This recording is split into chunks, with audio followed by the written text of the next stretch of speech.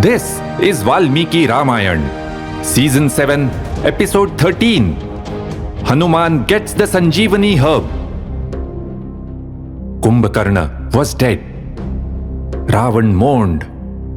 With my brother gone, I have no desire to live. Rajyena nasti me karyam, king karishyami sitaya. This kingdom means nothing to me now. What will I do with Sita? But Ravan's sons, Trishira, Devantak, Narantak, and Atikaya, assured him that they would win the war for him. The two armies clashed once again. Ravan's sons were formidable warriors, but soon the Vanaras had killed them all except for Atikaya. Atikaya, true to his name, was enormous in size. When the Vanaras first saw him, they thought Kumbhakarna had returned somehow. Lakshman stepped up to tackle Atikaya. The two engaged in a fierce battle. Both effectively neutralized most of the astras that the other fired. Valmiki says, when Lakshman fired off the Agneyastra, Atikaya used the Suryastra in defense. Tavubhau ambare banau anyonyam abhijagnatuh tejasa sampradiptagrau. Both the arrows were ablaze as they struck each other in mid-air and then fell to the ground. But some of the arrows did find their marks. Lakshman was struck in the chest and started bleeding heavily, but he bravely continued fighting. Atikaya was wearing strong armor. When Lakshman's arrows hit him, they simply fell to the ground, their tips broken. Bhagnagrashalyah sahasa peturbana mahitale. Finally, Lakshman aimed an arrow at Atikaya's neck and fired it off with so much power that it sliced off his enemy's head. Ravan's eyes filled up with tears when he got the report from the front lines. Mahabashpa pariplutaksha. He was still angry, but now it was a helpless, desperate anger, unlike the earlier defiant and arrogant one.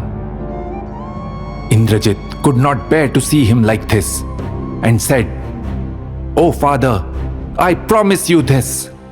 You shall see Ram and Lakshman lying dead on the battlefield, pierced by my arrows."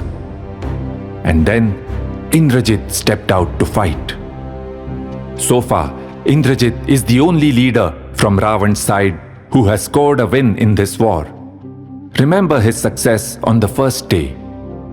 Indrajit had weapons that no one else had, and he did not put himself out in the open. He attacked in a way that made it impossible to figure out where he was firing from. The way he fought was incredible, almost unreal, Mayavi. When Indrajit came to the battlefield, he made a surprise move. He asked his troops to surround his chariot and to remain on guard. Next, he lit a fire on the ground and placed his weapons all around it. And then, chanting mantras and making offerings into the fire, he readied his weapons, including the most deadly Brahmastra. As the flames went up in the desired way, Indrajit felt confident. Victory would surely be his. And then he disappeared into the Rakshasa army. The Rakshasas started their assault. Indrajit was some distance from the front line, but the Vanaras were still within his striking range. And within no time, he had put Sugriv, Angad, Nal, and others out of action. The Vanaras bravely tried to repel the attack, but Indrajit's onslaught was too much for them. When they could not even see him, how could they stop him? And then Indrajit brought out his most lethal weapons. These weapons would explode in the air and release a hail of sharp darts in all directions. The effect was devastating. The blazing darts rained down on the Vanaras, killing them by the hundreds. Some unfortunate ones tried to see where the attack was coming from, and just as they looked up, the darts struck them in their eyes. Udikshamana gaganam kechin netre shutaditah. Indrajit then turned his attention to Ram and Lakshman.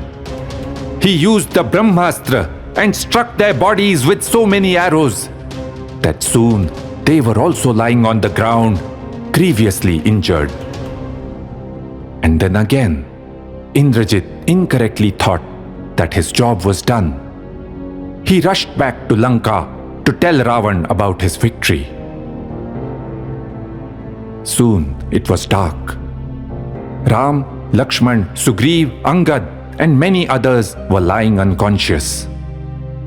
Vibhishan and Hanuman were the only senior leaders who had come out relatively unscathed from the earlier assault.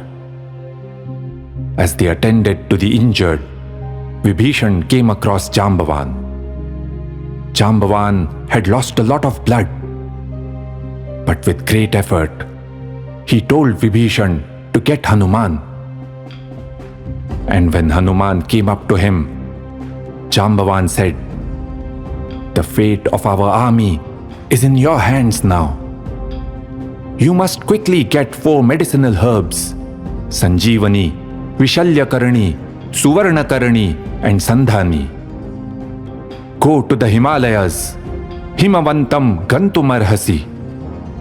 Between Mount Kailash and Mount Rishab, you will see another peak shining brightly. Many herbs grow on this mountain. There you will find the ones we need. O greatest of Vanaras, now go! Only you can do this." So this is the famous story of Hanuman flying to the Himalayas and bringing back a mountain. Did that really happen? Let us first see how Valmiki has described it, and then we will consider whether the descriptions can be taken literally or not. Valmiki says, Hanuman grew his body to an enormous size. Even the mountain he was standing on got pressed into the earth. And then he took a giant leap into the sky and went off towards the Himalayas. He zipped past mountains, lakes, rivers, and cities. And soon he reached the mountain where the herbs were growing. But he could not find the ones he was looking for. The plants realized that someone was looking for them and made themselves invisible. Vidnyaya arthinam ayantam tato jagmuh adarshanam. And so Hanuman picked up the entire mountain peak with the trees and even the animals and brought it all back to Lanka. Ram, Lakshman, and the injured Vanaras were administered the medicines. Soon they all recovered. Hanuman then quickly went and put the mountain back in its place in the Himalayas.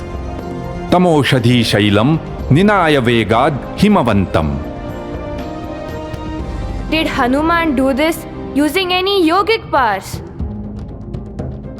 Valmiki has not mentioned anything about Hanuman using yogic powers or siddhis. And also consider this. The distance from Lanka to the Himalayas is about 2,500 kilometers.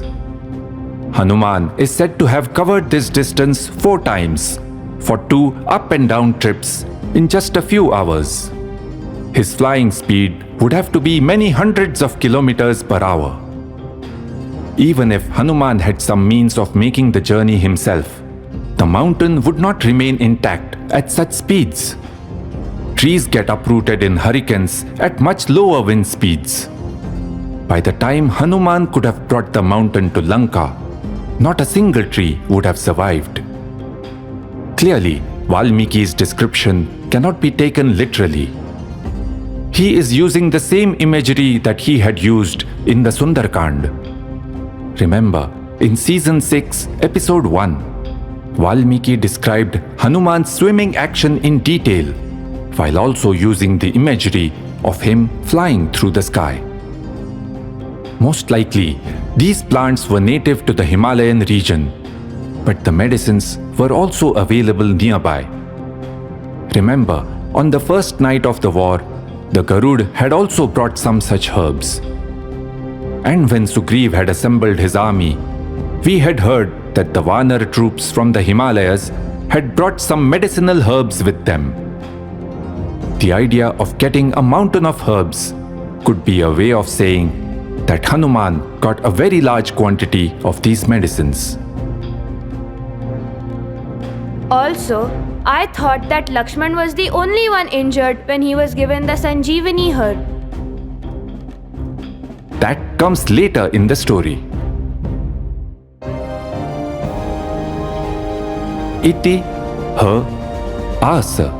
That is how it happened.